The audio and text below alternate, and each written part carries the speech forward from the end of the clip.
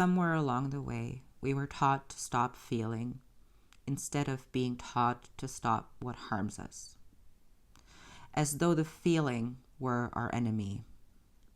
As though the feeling were hurting us. To move forward and address the harm, we have to feel. As Audre Lorde said in her essay, poetry is not a luxury. The white fathers told us, I think, therefore I am. The black mother within each of us, the poet, whispers in our dreams.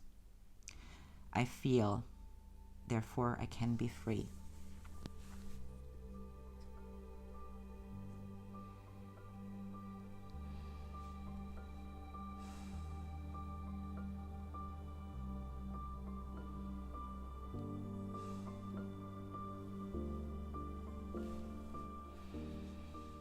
I'm a bit worried that YouTube might just be or become another way for me to fit into a box. Instead of kind of freeing myself from trying to fit into someone's story or fit into a specific box by doing YouTube, I'm worried that YouTube's just going to become yet another box or yet another story that I'm trying to fit myself into.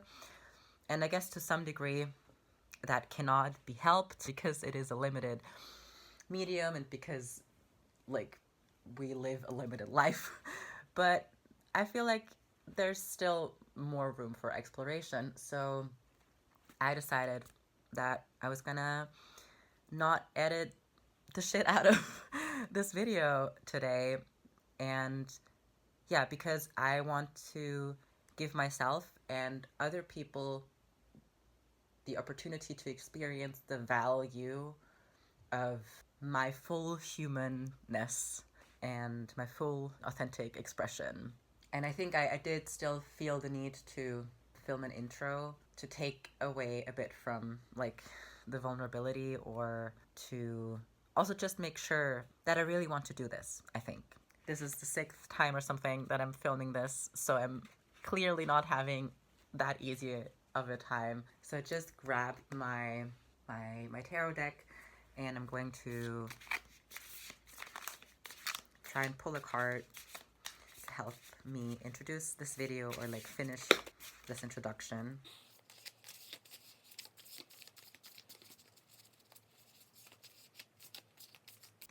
Okay. Okay. So we've got the Lovers. Yeah, this feels appropriate. I'm just going to read you what the guidebook says, because the point of this was to get it going. The Lovers. The title of this card brings to mind romantic love, but the Lovers is actually more about choice. The choice to know yourself and love yourself entirely, or to change yourself for the love of others. From birth, we feel pressure from family, peers, school, religion, and media, all pushing their values and standards upon us. In the midst of all that noise, it can be hard to distinguish the sound of your own authentic voice. It can be harder to then follow it, especially when it goes against the desires and expectations of others. But the lovers counsel you not to mold yourself to the standards of others, because approval is not love.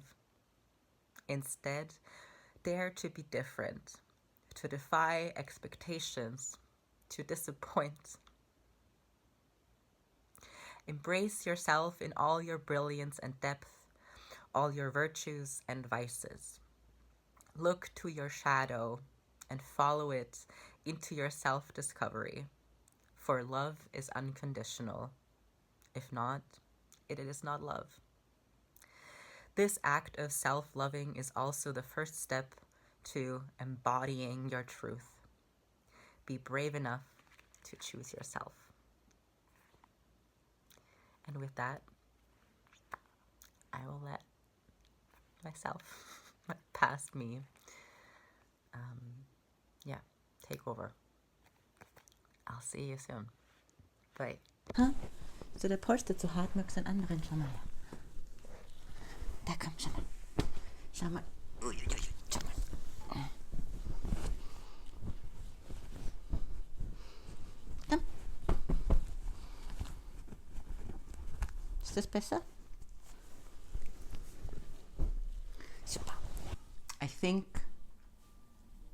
that, yeah, writing, like written language, or language in general,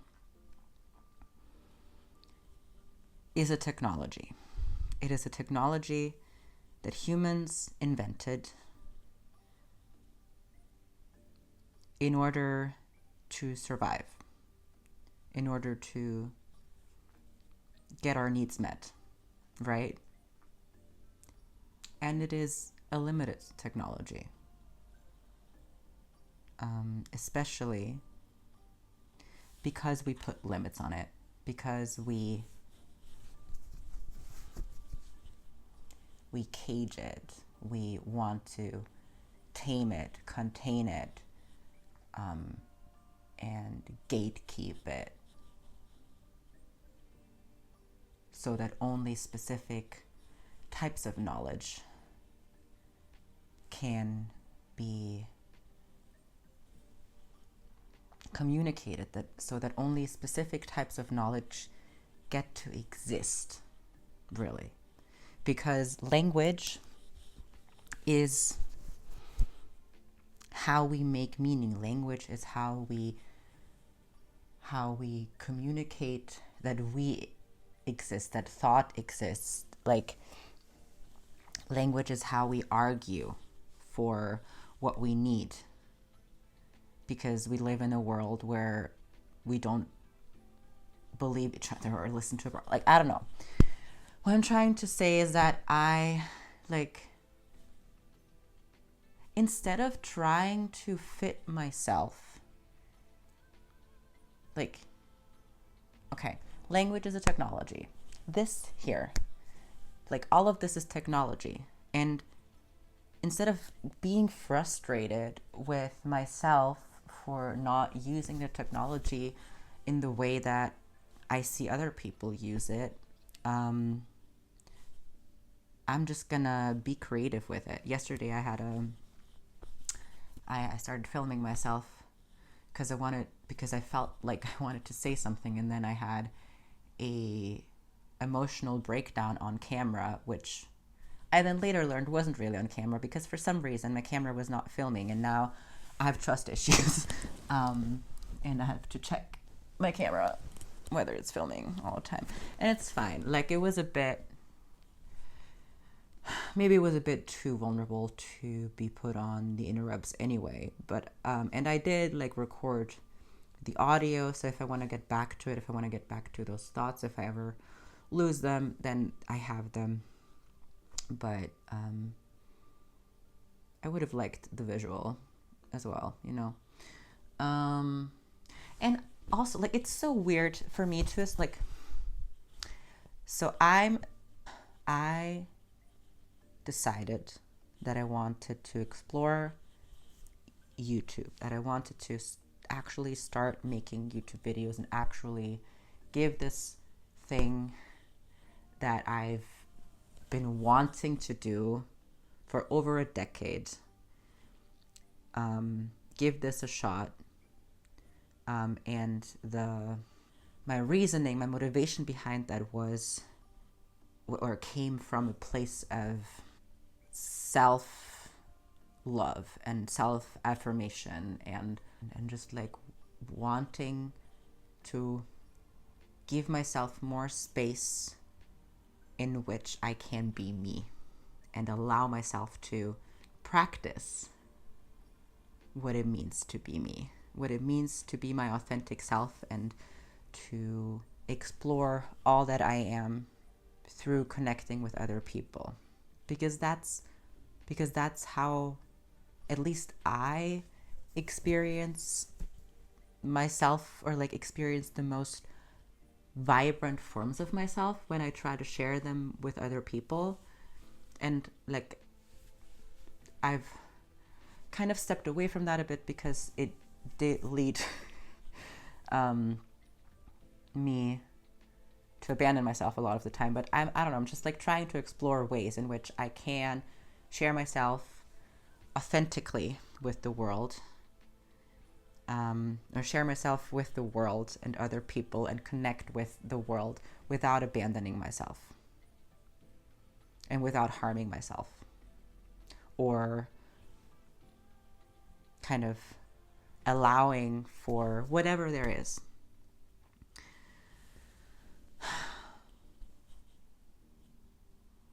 And I'm gonna allow myself to not make sense here, like, because what exactly, like, I'm not making money off this right now. I don't know what people want to see. I think I know what people want to see based on what I see. Like, I try to fit myself into a mold that like other people also haven't created. Like, they were just following. Like, I'm not saying that everyone else is a sheep and I'm not. Like, that's not what I'm saying. But like, what I'm saying is that we are all confined in what we think is possible due to the structures that we live in, due to the ways in which we have been taught to know and be and act. And because the ways that we've been taught to know and be and act are tied to colonialism and to systems of oppression, in order for these systems to maintain their power, they need to repress and forget other ways of being. That's the idea of supremacy, that there's only one way of being that is good. There's only one right way of being, acting, and knowing. And in order for that to remain, we have to make sure that we, I don't know, I'll say we. And you know what? I'm just going to give myself permission to abandon a thought mid-sentence if it's not taking me where I want it to take me. But also, like,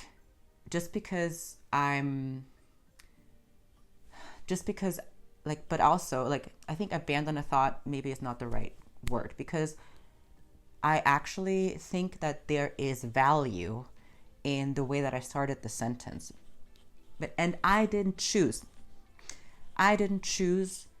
to, like, yes, I didn't choose the confines of these languages that I know. There's potential for languages to exist, and there probably are languages in existence, or at least have been, or had been in the past, that worked differently, where me starting a sentence with a thought, and then not finishing the sentence would have been perfectly acceptable, or like not grammatically wrong, or whatever, or the way that we make meaning, the way that we use language, the way that we rely on grammar to give us we have so many rules to be as specific as, like, that allow us to be as specific as possible, so that we leave no room for ambiguity.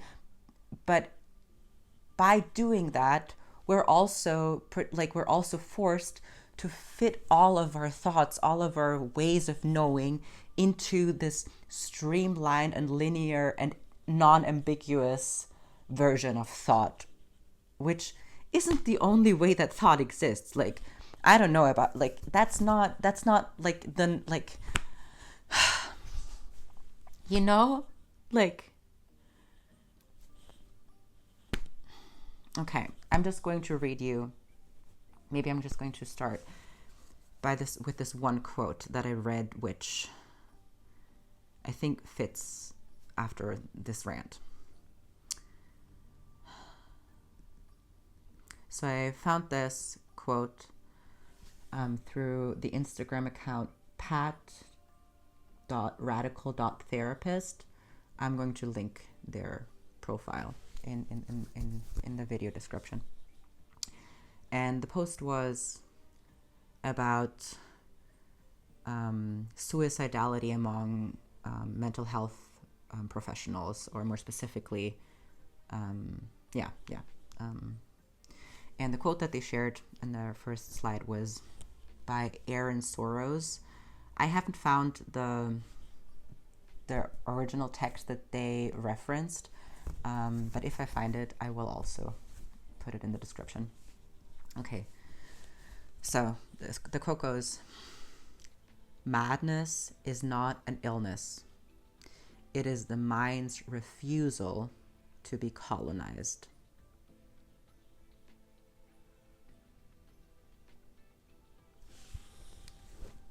And I'm just going to allow for silence. I'm just going to allow for myself to not have to put this into context, because I think that it's clear, to be honest. And I also looked up so many other things and like found so many cool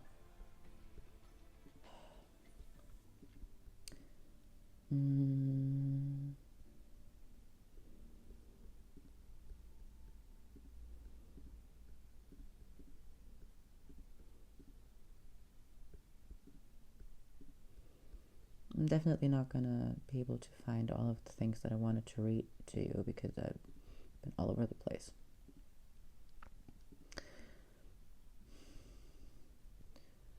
But yeah, I don't know. I've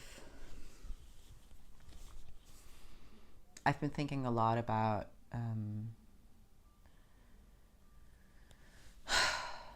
so in my work, in like my job,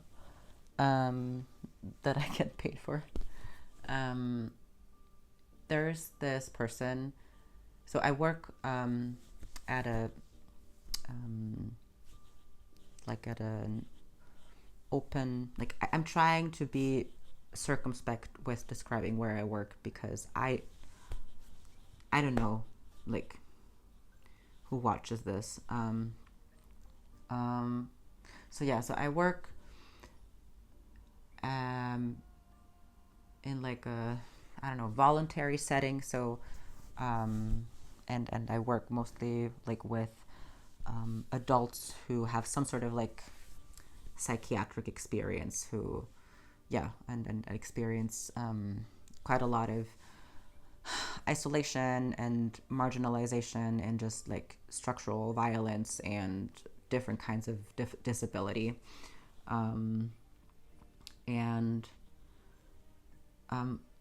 There are a couple of probably even more than I know of, because people do generally need to be medicated, so people who have psychotic or episodes, or people kind of experiencing psychosis, generally while we have to be at least either medicated, or they can't be to some degree, ideally they are not actively psychotic, because we just don't when they're in our facility, or in because we don't have the resources to deal with a lot of that, unfortunately. But anyway, so ever since I started working there, I've been, maybe even before then, I don't know, but psychosis is something that I find very, I feel like I don't know, I mean, it makes sense that I don't understand it, because that's the whole point, right? but I don't know. I'm someone who like, I like the way that I deal with and am able to hold so many different and big, like spacious and like just vast and complex and disturb, or like just the way that I'm an Aquarius. Like I identify very strongly with being an Aquarius. I'm an Aquarius sun, and my Mercury is also in Aquarius. I do have a lot of placements in Sagittarius and Virgo, and I also strongly identify with those signs. But like, if I feel like I'm very much I very much identify with being an Aquarius, and so Aquarius is, as a sign, is also like called the water bearer. So Aquarius is an air sign. So I don't even know, like I don't know who I'm talking to, you know, like you could be someone who has like absolutely zero interest in astrology, but then you probably stop watching already. Or you have zero or like I don't know.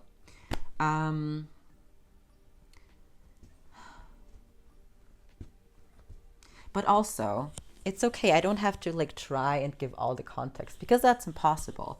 But yeah, so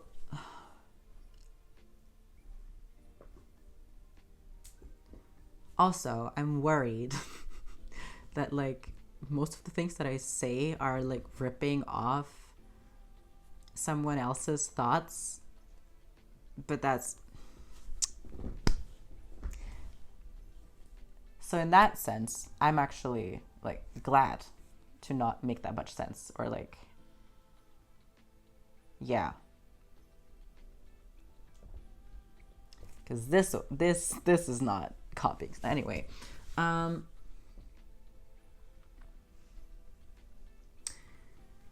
was talking about something about, I was talking about psychosis. So I think I'm someone who doesn't like, I have really strong convictions, and I always want to get to the bottom. I want to understand things. I want to know things. And the reason why I want to do that is because it helps me to hold all of it. Like if I like, I need like some sort of empirical framework, and helps me to hold all of the stuff, all of the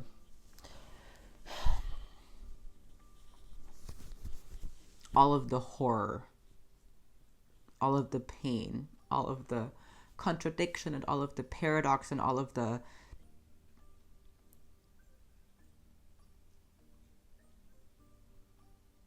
existential fear, and like understanding things helps me have hope.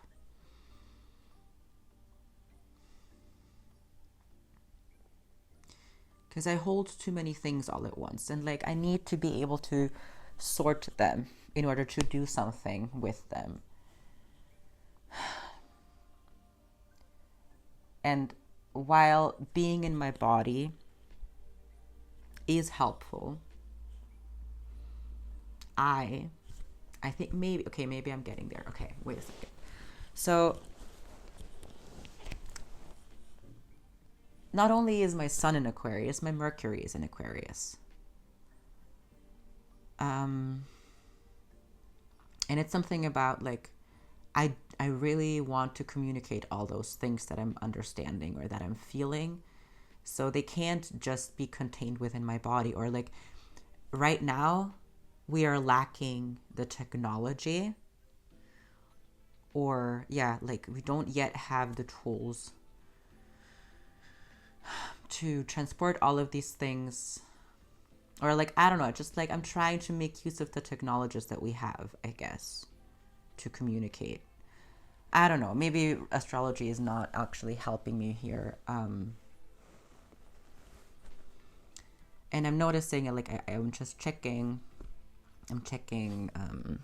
the time of my audio recording to see how long I've been talking, because I turn on this camera feeling like I want to make a point, or I want to come to some sort of conclusion, because, okay. Yeah. Okay. So sometimes the input, all of the information I get, even if it's like, maybe even especially if I find it helpful and interesting, like my mind immediately, or like, makes so many connections that I get really, really top heavy. And the way that I have historically tried to alleviate that top heaviness is through digging deeper and through trying to like make sense of it. But as I am realizing, or as I'm realizing right now, and also as I have been learning, that's not necessarily the only solution, or even the most practical or actionable way to do this, or like to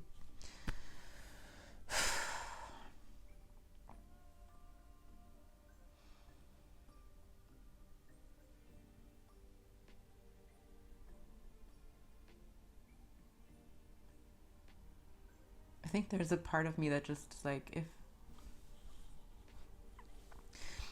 I think that there's a part of me that feels that like is actually.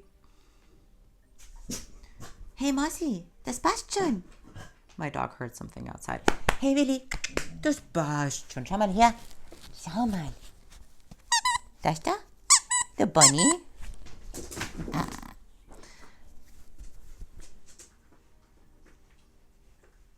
Okay.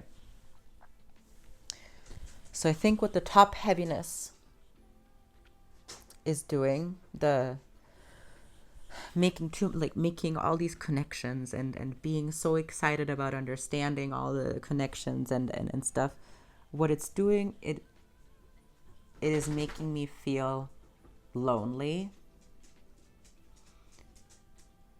because it makes me the top heaviness makes me feel disconnected from the rest of my body, because I'm focusing all of my attention and energy there, and that is what makes me feel lonely. And the way that I have tried to solve that loneliness is to seek out understanding myself in order to be able to communicate that to other people, so that I no longer have to hold all of this by myself, and no longer so it serves two purposes, like trying to translate and streamline my internal processes into a shape that can be communicated through language or to other people. The one purpose it serves is, or like I think, or I want it to serve, is to get rid of to alleviate the tension, the weight, the heaviness,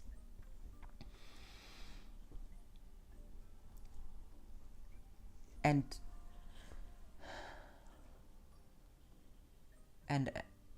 get rid of that like discomfort and disconnection.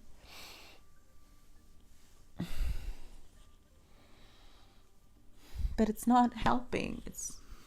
I just feel even more disconnected, because obviously, like, it's not working.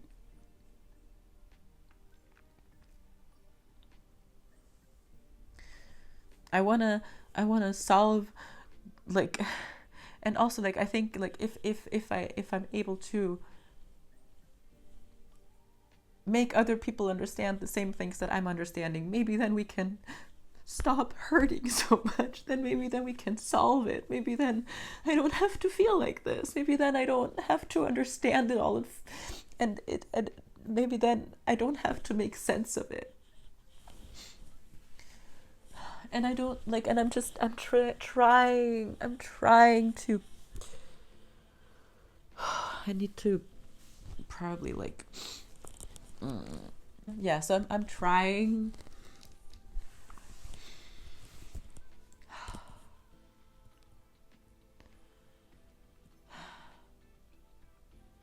I'm just trying to find ways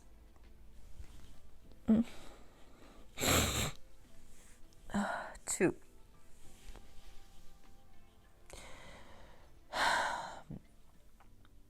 not, like, have it all stuck in, like, I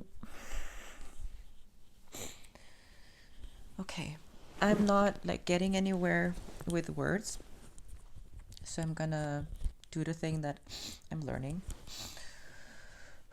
just trying to be in my body, and I'm gonna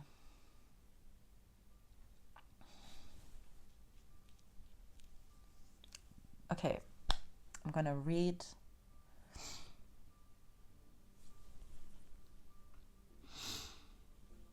maybe just to try and make my inner thoughts a bit more transparent.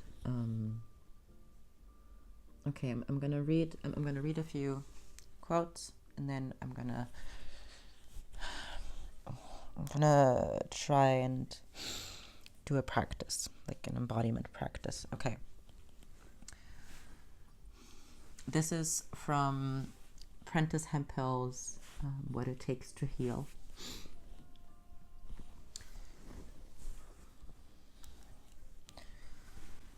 Somewhere along the way, we were taught to stop feeling instead of being taught to stop what harms us, as though the feeling were our enemy, as though the feeling were hurting us.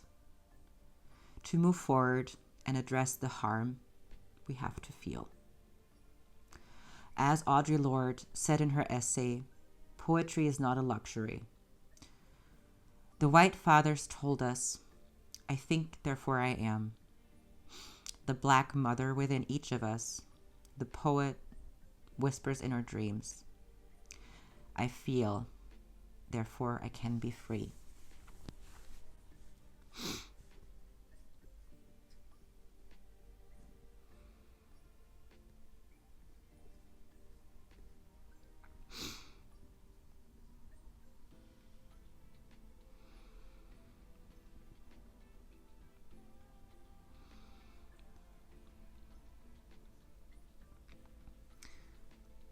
And now I'm going to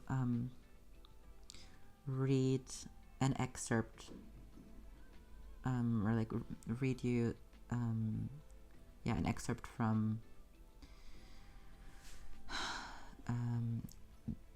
the Embodied Astrology Aquarius New Moon event with Renee Sills and Ramon Parrish that I was watching the recording of yesterday and today.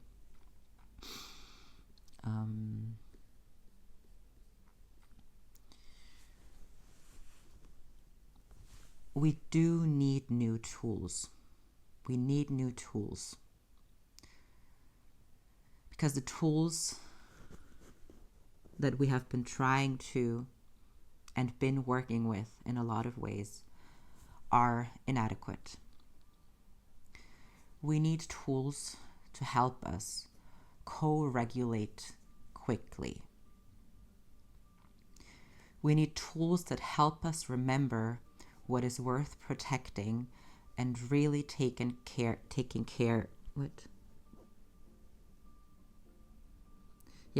We need tools that help us remember what is worth protecting and really take care of our life quickly.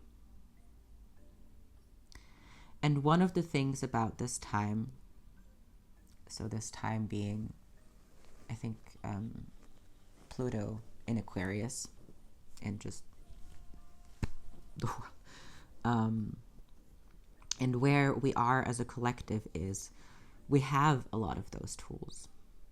Astrology is one of them. Astrology is a truly non-binary language. It is a way to talk about the conflicts that people experience as completely polarizing, with a lot of complexity and nuance, and to bring in historical cycles and to see it from multiple points of view, and to bring it into the body and the space that is everywhere and the times that are always. It's a way to do that with a rubric and a codex, and it makes sense to people once they learn the pattern of it. And that allows pretty rapid insight, considering you know how much there is to get through. Embodiment practices are another tool that we have, and they are ancient, and they are indigenous, and they are evolving, and they belong to all of us. And when we learn them from lineages where they have been held sacred and really passed down generation by generation, it is our responsibility to really take care of those lineages, to honor them, to really study, to learn to know what they've been through, and how they've shaped and changed to cite our and how they've shaped and changed. It is our responsibility to cite our teachers to cite our teachers. And these practices emerge in all of us when we pay attention to what feels good. You know, when we allow our pelvises to move and our hearts to express and our jaws to open, our bodies naturally do things that are coordinating and build coherence and connect us with dimensionality and space and earth.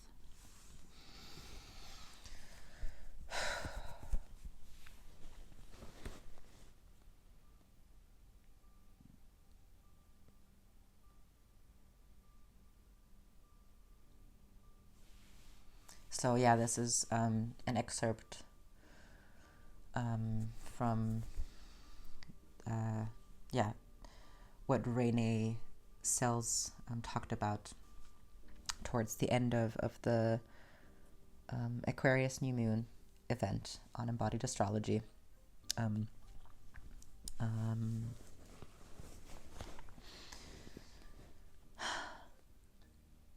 The entire workshop, the entire event was like everything. And I think it breaks my heart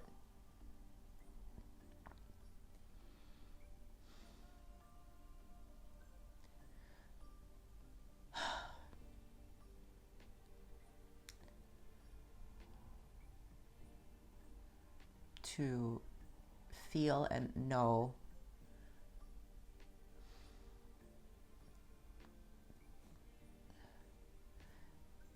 that I'm still pretty lonely in this, that like I'm not alone in understanding this, and like obviously I'm not alone. I'm like with people and like learning so much, but in my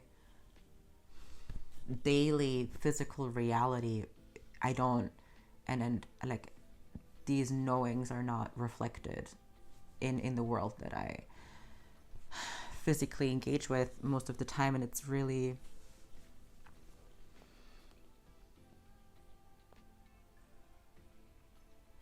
and there's so much grief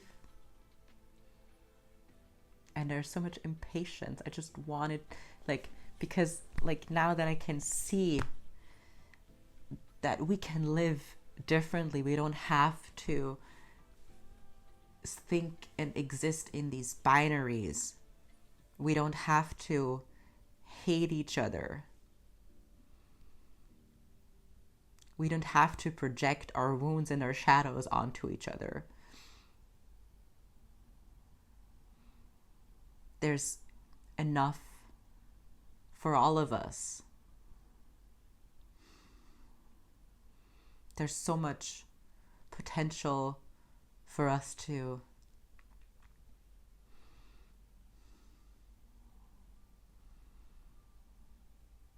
live in ways that are filled with joy and enoughness and love and play and time and space and calm and quiet.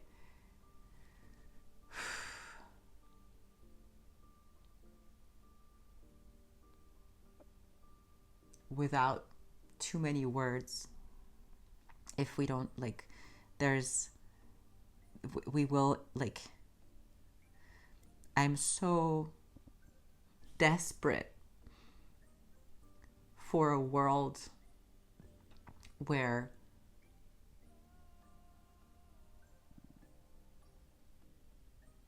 we center joy, especially the kinds of joy or that have been deemed dangerous and have been oppressed in order to let a few select people stay in their delusion that they won't have to die along with everyone else or everything else that is alive.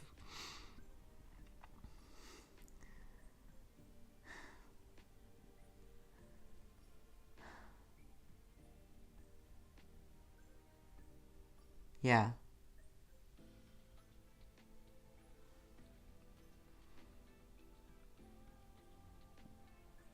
I'm desperate for a world where we are not where we allow ourselves to experience the joy that only exists because we're alive, which means it only exists because we will die.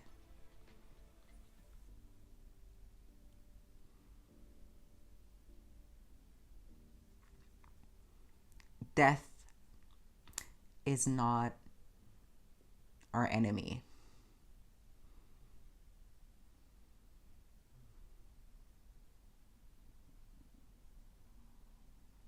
Fear is. And even that is not our enemy. It's only our enemy as long as we don't befriend it, as long as we see it as our enemy, as long as we don't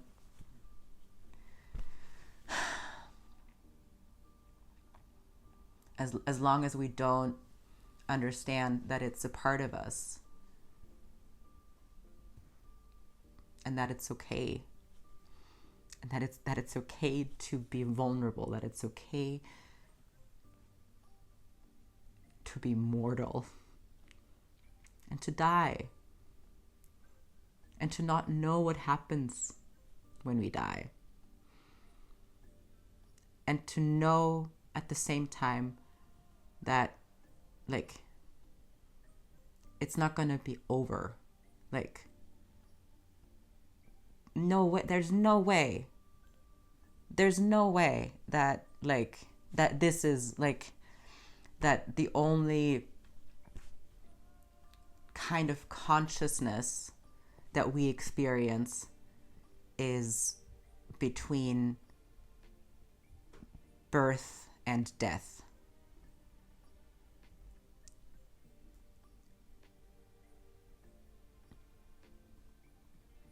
And even if it is, it doesn't really matter, because time is not linear. And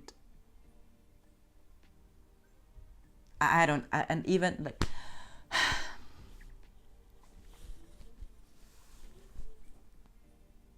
okay.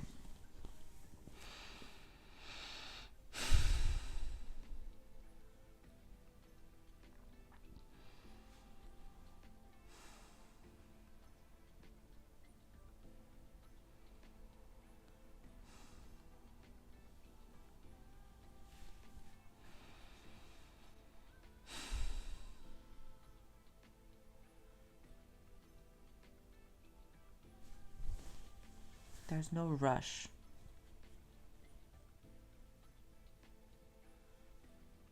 I get to exist in the chaos of knowing more than I can hold with language and with my mind. Because that's not the only thing I have to know with and to hold this knowledge with. I have this entire body, and this body is connected to the earth. This body breathes the air that is all around us, that is always there. That is like, I exist because trees, because the sun, because plants allow me to breathe, because of photosynthesis. Like, I am an organism that is not even on an esoteric level, but like on a biological, molecular, whatever level, dependent, connected to everything around me. And that is the space in which I get to hold this knowledge. I don't have to know, I have to hold it all in here and make sense of it here.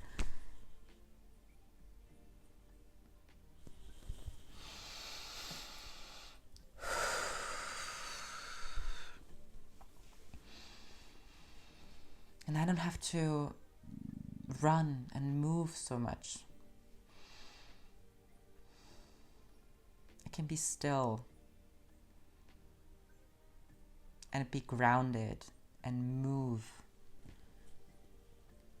while not losing my footing.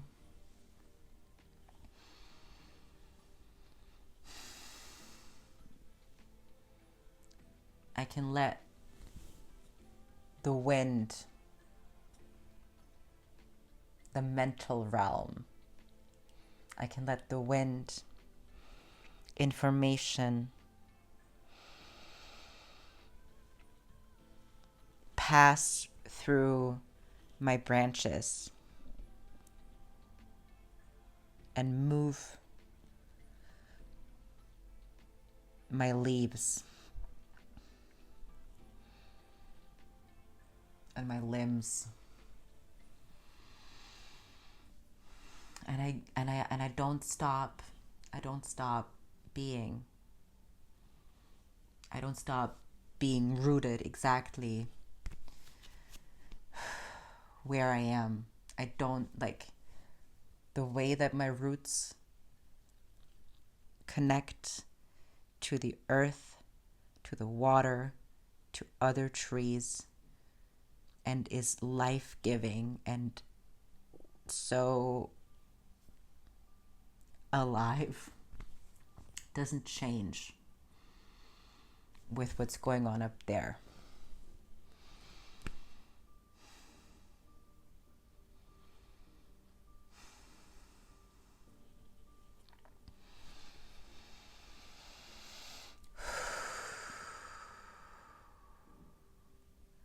Because my height and my length, my dignity,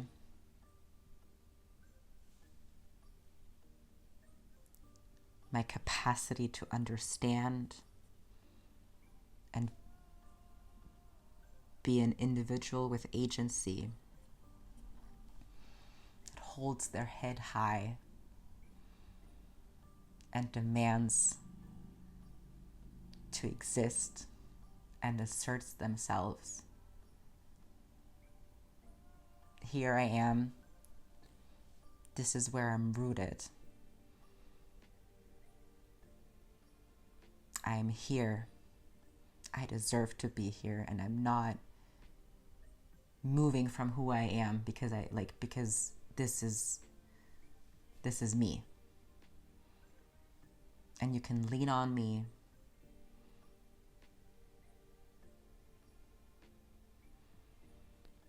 But I won't move. I won't be something else, someone else. Because I belong here. Moving into, or like breathing into my width. I belong here. Next to all of these other trees. Next to the river. Next to the rocks and the grass and the path that people pass me with their dogs. I belong here.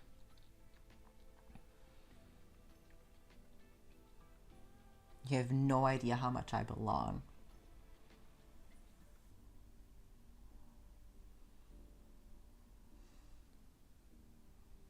And all of me belongs here, especially the parts that you don't see.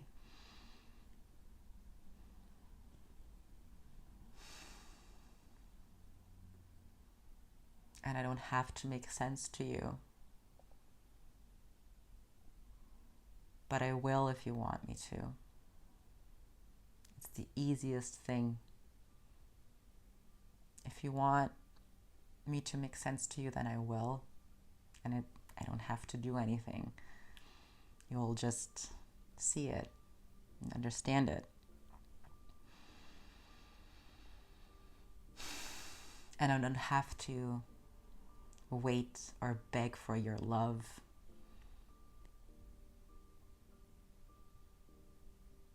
If you want to give it to me, I'm here. But I'm not waiting for it. Because I've already got all the love for you, for me, for everyone, for everything.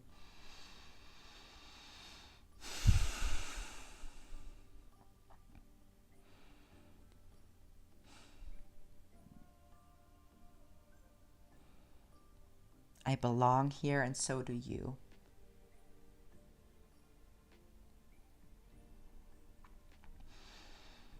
And if I breathe into my depth,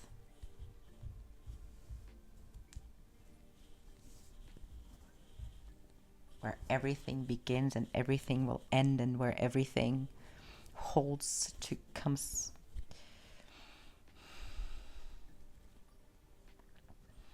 I'm rooted.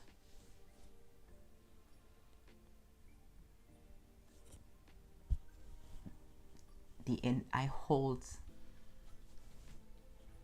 the infiniteness of the universe in my body. Because my body is made up of the same matter, the same, if we break it down to atoms, my body is made up of the same stuff that stars are. And I hold all of that in me. And I am in all of it. So I have enough time, enough space to hold all of it, all of the complexities. I don't have to understand them with my mind, because that is doing me and everything a disservice, because clearly my mind is way too small to hold all of that. It's an important part of it, but compared to the size of the universe, it's pretty small.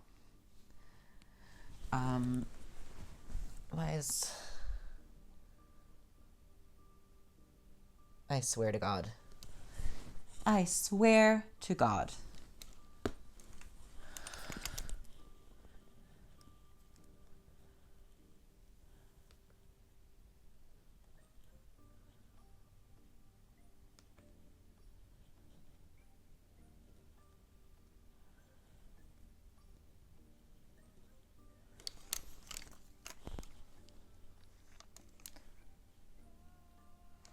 I don't know what my camera's doing, but it's okay. The last things that I said, probably also nice with some nature B-roll.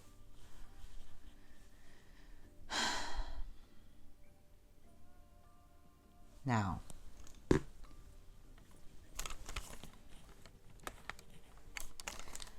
my battery is empty, or like is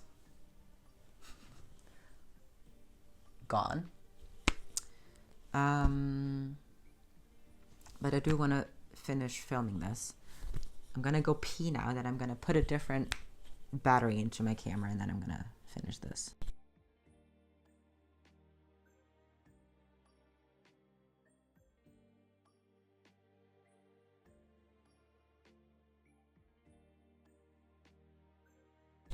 Okay, we are back.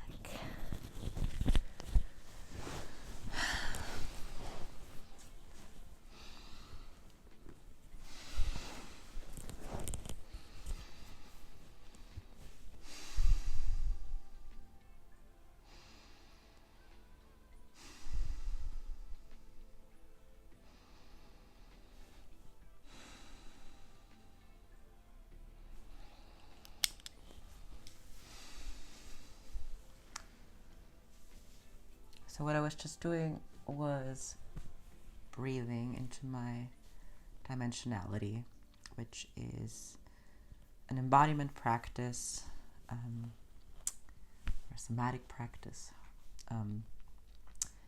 I learned from the somatic practice and somatic movement sessions in embodied astrology.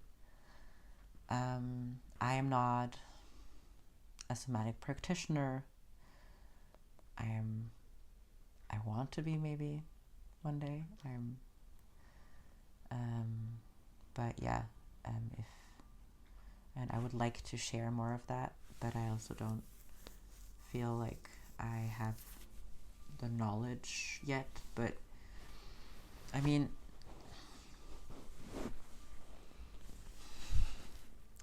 I will. You wait. But in the meantime, check out the resources I put in my descriptions. I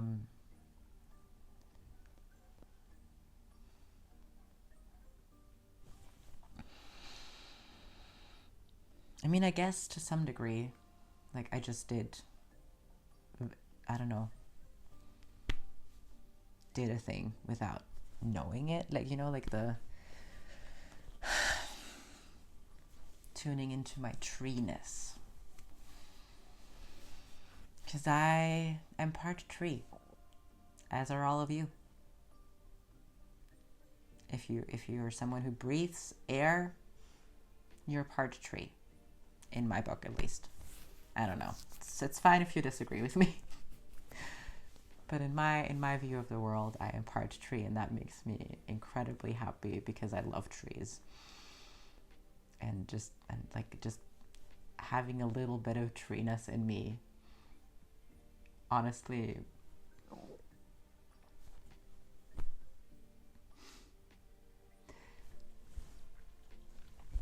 what it does is helps me slow down. It helps me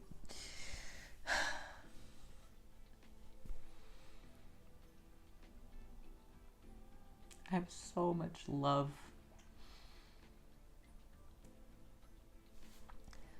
for all the beings in my life. For every being that I interact and connect with in some way, no matter how much I often don't know what to do with them and how much they challenge me or hurt me, or because they're a part of me.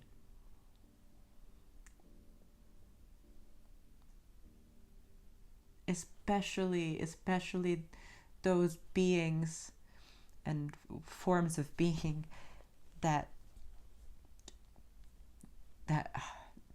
hurt, that like the ways in which people exist where I don't know what to do with it, where I'm like, I don't know how to deal with this. They're especially a part of me, and they're a part of me that wants to be seen. They're a part of me that wants to be loved and not understood, primarily, what just wants to be.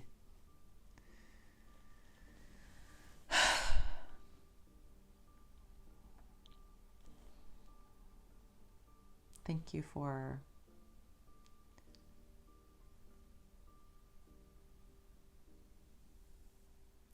being a part of that, whoever you are. Thank you for being alive. Thank you for being alive. I know it's fucking hard.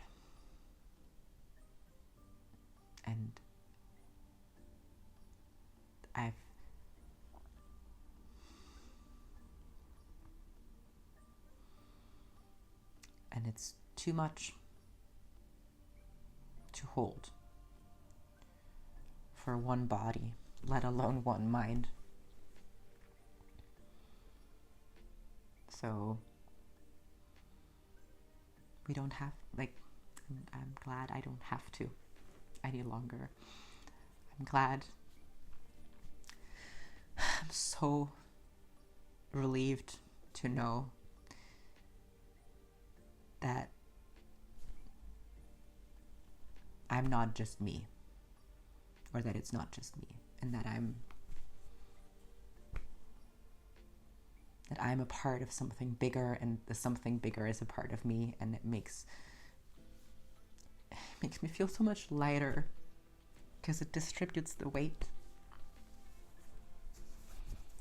without me having to make sense of it, without me having to fit myself into the same language that we use to devalue each other, to keep each other small, to tell each other we don't deserve to live. I don't need to fit myself into that language, because I'm everywhere, and everything is in me. And I can just breathe into that. Breathe into the width, to the belonging. Breathe into the length and the height, into my dignity. Because I stand here because I'm here. Because I take up space and I deserve to. And you have to deal with that. And so do you, and so do I. And I breathe into my depth, into the knowing that I'm safe. That all of me is safe, that all of me is here and gets to be here. And that I have a home in here. Because sometimes the world is too much. Sometimes there are parts of you, parts of your family, you don't want to deal with all of the time. Maybe sometimes you're even annoyed by a tree. Who knows? I don't know. I don't know if I guess if my favorite tree were to fall into my, I don't know. I guess there's ways that trees could also get to be annoying. Anyway, I've been recording for an hour, and I really want to go about this video differently. Like, I really feel like trying to fit this into my understanding of what a YouTube video looks like would do it a disservice. But I also know that the threshold of listening or watching a YouTube video by someone you don't know, or even someone you do know, like if it's an hour long, is a commitment that, like, the threshold of committing to watching an hour long video of someone having a bit of an existential moment could be a barrier to a lot of people who might actually want to watch this or listen to this or whatever. And it's okay. Maybe that's not an issue that I need to solve right now, but I'm gonna figure it out. I don't know what this is going to be. I want it to be something that I'm proud of. I'm already proud of it, but like, I would like for this to be accessible to other people. And I know that I feel like the word accessibility is thrown around a lot. I don't want this to be accessible to people at my detriment, or due to the detriment of it being accessible to me and sustainable, and for me to do this. Because this is something that I've noticed, that like the way that I did my last video, the way that I edited into the ground, and then freaked out about thumbnails and audience and blah. I don't know. It's putting in like days worth. Like, if I add up all the hours that I spent editing my last video, I don't think 24 hours is an exaggeration. Like, thinking about that time, like, kind of like a cost benefit analysis. Like, I don't know, like, I hate that kind of language, but in this life, in this embodied experience, I do work with the material limitations placed upon me, and I don't know what's waiting afterwards, and like, I have to work with this life, so I like have to figure out how much time and attention I want to assort, or I want to give to making my experience, my thoughts, palatable, watchable, viewable. I don't know, like, fit into some idea of an algorithm. Thinking about that makes me a bit sick, to be honest. So, but yeah, I don't like. It's okay. Like, maybe this is not my platform. Maybe this ends up not being my platform. Like, I said that from the beginning. I'd be okay with that, but also, I actually think this could be this. I think this might be good. You and me.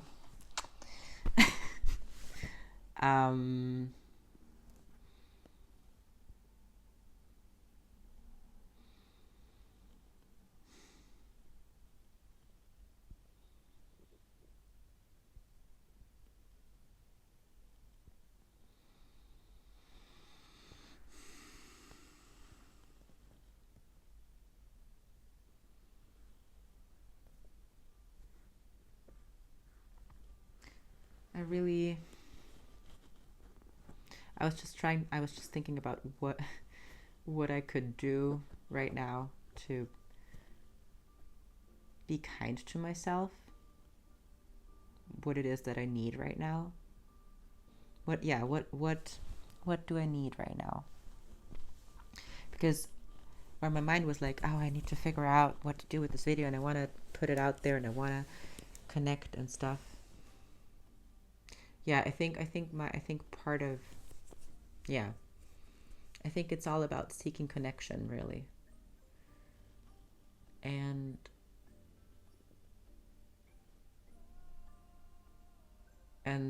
that's kind of also like the tricky part of this is forgetting how many ways there are to connect, and that the first place I probably need to look at if I feel disconnected is this one here. It's all great to be connected to everything and that everything is connected, but also I do occupy this space primarily, or like, I don't know, I have a particular relationship with this vessel compared to everything else. So I'm the one who needs to take care of that. Nobody else can really do that. What a drag. No, I'm like, I love you, my body, I love you. Yeah. Maybe I'm going to check out a somatic practice session. The one that I didn't get to participate, like, yeah. I was really, no, I'm going to do that. Hopefully, I don't know.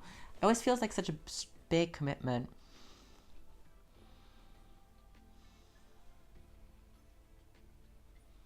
Maybe also go outside. How do I keep myself accountable to that?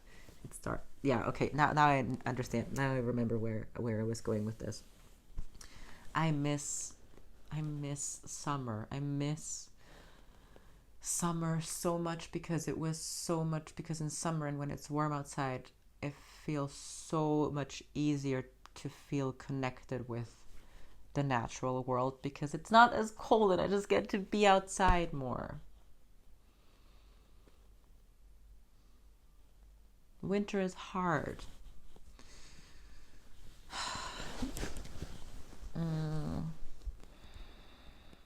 But I also know, like, I get it. Like, it's part of it all.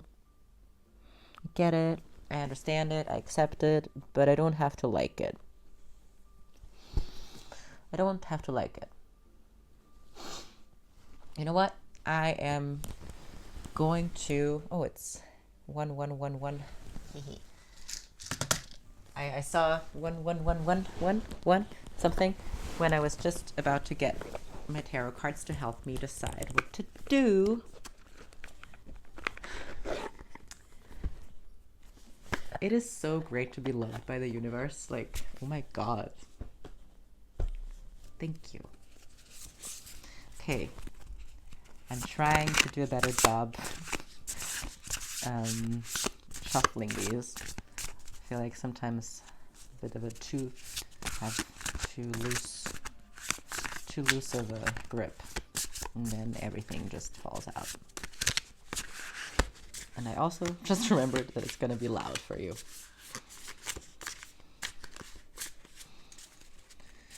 What do I need to hear right now?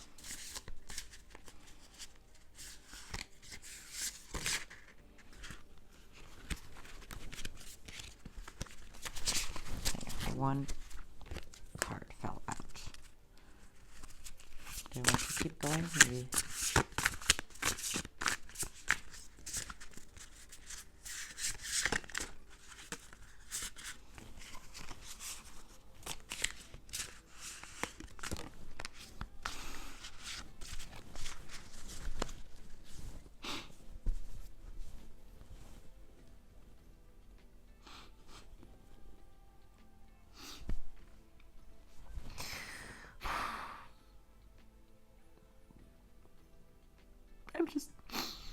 I'm just crying because of the moon.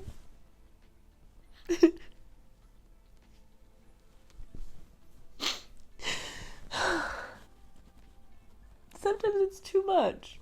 Sometimes... Fuck. Okay. Okay, I have the Six of Swords reverse. And I have the Moon. Okay, my first instinct, like, okay, this is definitely going outside. I live next to a body of water, next to a river.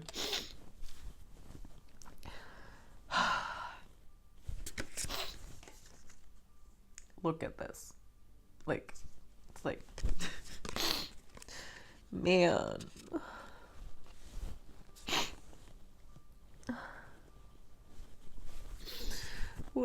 What's the Six of Swords about? Okay.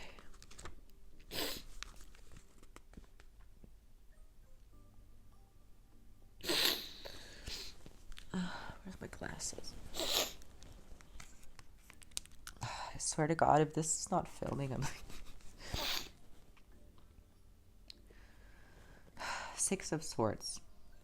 When the Six of Swords appears, you're moving on from something hard to something better, but you're not at your destination yet. This card is about the transition, the liminal space between here and there, when you're still hurting, still healing, and not quite free yet. But you're on your way. If you're feeling a bit lost in the meantime, know that it's all part of the process. The waves will even out eventually. Right now, moving forward is enough. If you're currently stuck in a bad situation, this card is an indication that things can get easier. But first, you've got to untether yourself from what's harming you. Don't stay in a bad situation just because it's a familiar one. Trust that casting your boat into unknown waters is far safer and more promising than clinging to a known but shitty shore. You'll figure it out on the way. Right now, the most important thing is that you go. You may not know where you're going, but it's better than where you've been.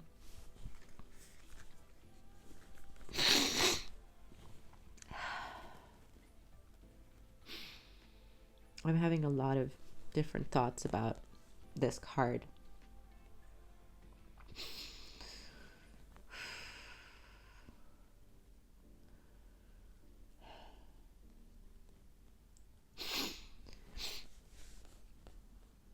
Like, so on first glance,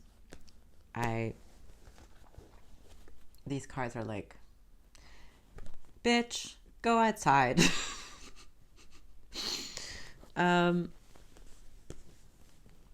But I'm also thinking about, like, this also made me think about, because it's also reverse, something about this video editing situation. But I'm gonna first read the moon. I love the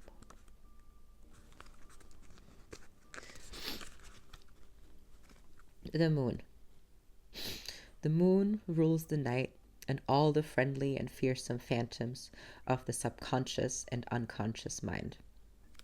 In readings, it heralds a period of enhanced intuition and imagination, or of confusion, uncertainty, and strong emotions, when fears and monsters slither from our depth.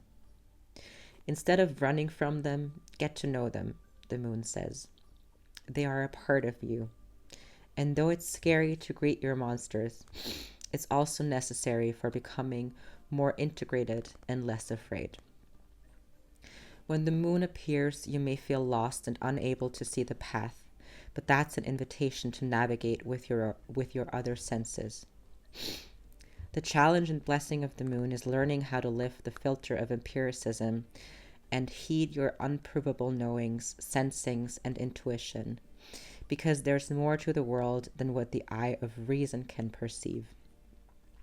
In the moon, you become a more expansive being, unafraid of your own shadow and friends with the mysterious unknown, capable of surviving and thriving in the dark as well as the light.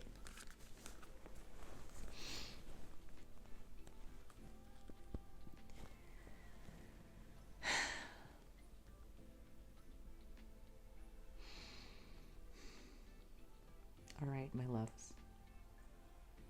I have some thoughts about this video,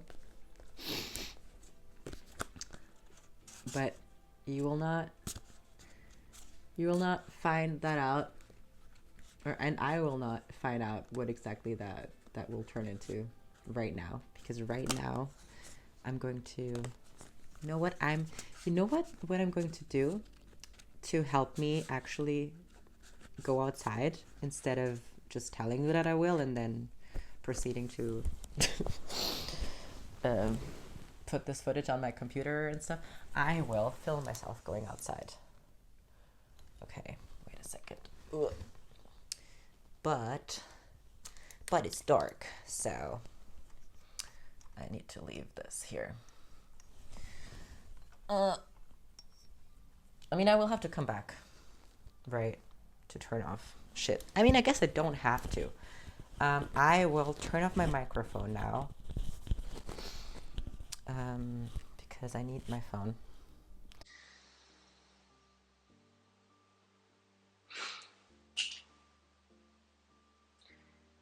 And I will blow out the candles. Wait, but I can, like, right now I can still, like, have this here.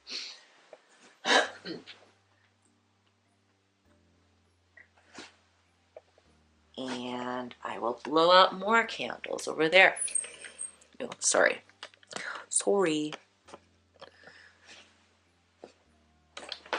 Ugh.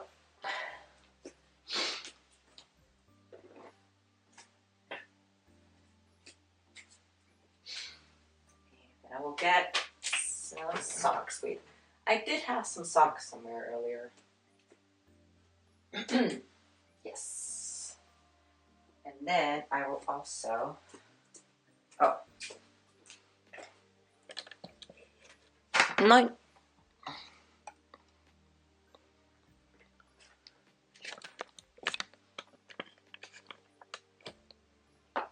And I'll also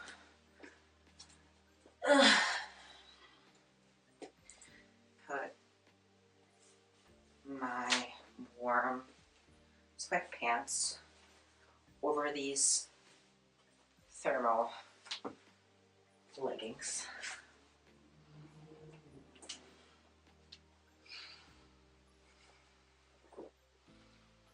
I don't know if this is doing what I want it to do.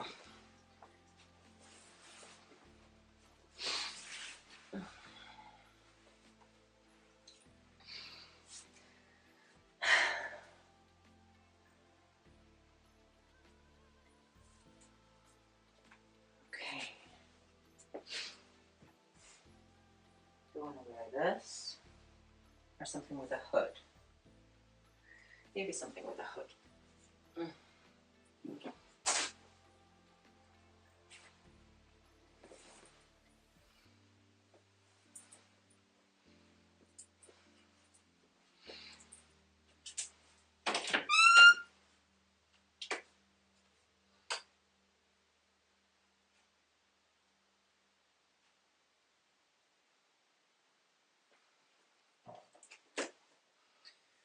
Now I'm thinking about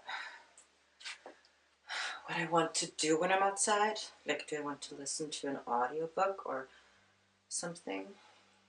Because I kind of do want to, like, leave my thought soup here. Like, I don't want to continue being too much in my head when I'm outside.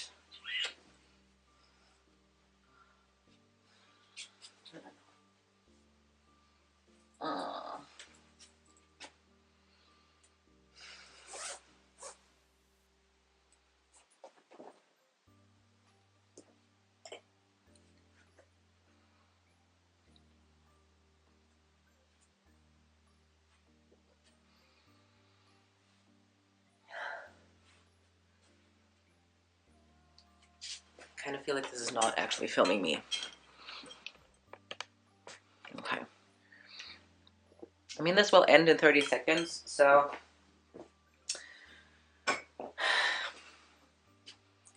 it's been nice. See you around.